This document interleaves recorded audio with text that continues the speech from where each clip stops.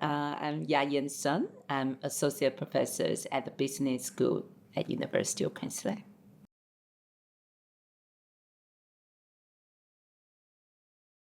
This research estimates tourism-related carbon emissions for the global economy. We track domestic and international travel across 175 countries and estimate its related emissions from 2009 to 2019.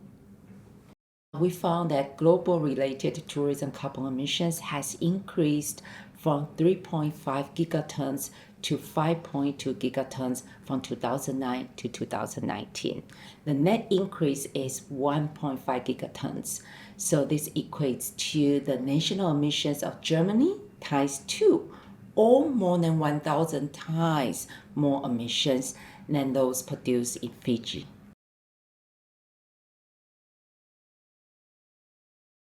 In 2019, global tourism carbon footprints contributes around 8.8% of the global emissions.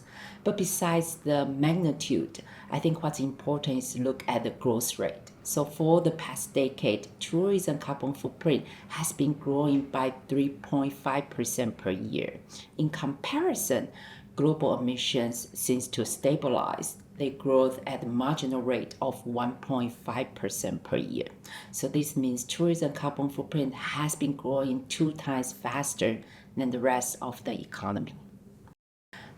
We found that the top 3 countries in terms of the biggest contributions are China, USA, and India.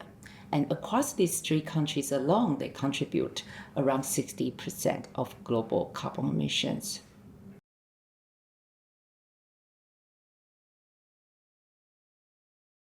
The primary reason is that our technology improvement has not been doing very well. The tourism business only improves their energy efficiency by 0.3% per year. But at the same time, the demand for travel is just so big.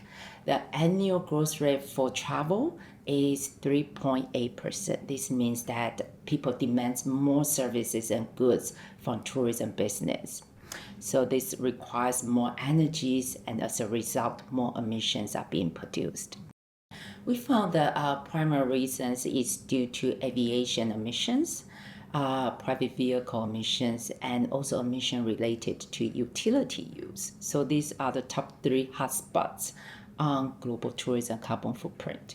In order to reduce that, first we need to cut back our reliances on long-haul flights, as well as the private vehicles that's based on gasoline.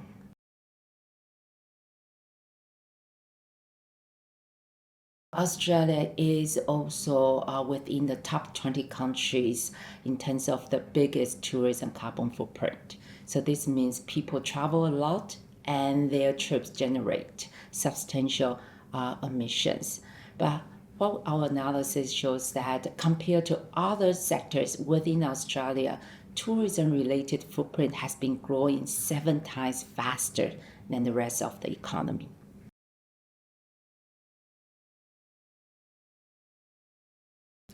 To comply with the Paris Agreement, we need to reach net zero by 2050. And based on current scale and the growth of the tourism carbon emissions, this means that tourism industries need to reduce their emissions by 10% per year till 2050. But in reality, the data shows that we still face a lot of difficulty as the sector's emissions still grow at 3.5% per year.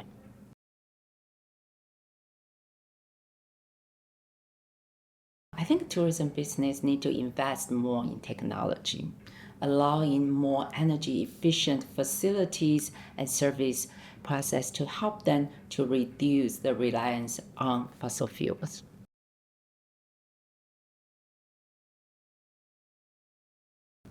I think policymakers need to take the first step to officially measure tourism carbon emissions. Currently, at the global level, only New Zealand has official statistics. So the first step to manage emissions is to measure that. So I think our government needs to step up and then set up the official statistical systems to better gauge the emissions related to tourism.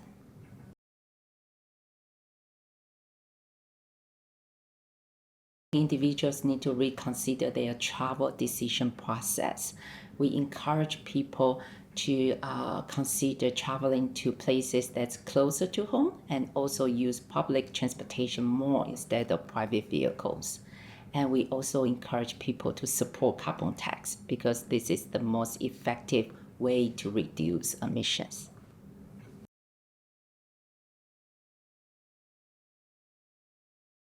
Tourism operators can reduce their emissions by electrifying all their service process. So this could be converting the natural gas-based stove to electricity-based stove or fossil fuel-based vehicles to EV. The next step is to purchase renewable-based electricity to cut back the emissions associated or embedded within electricity.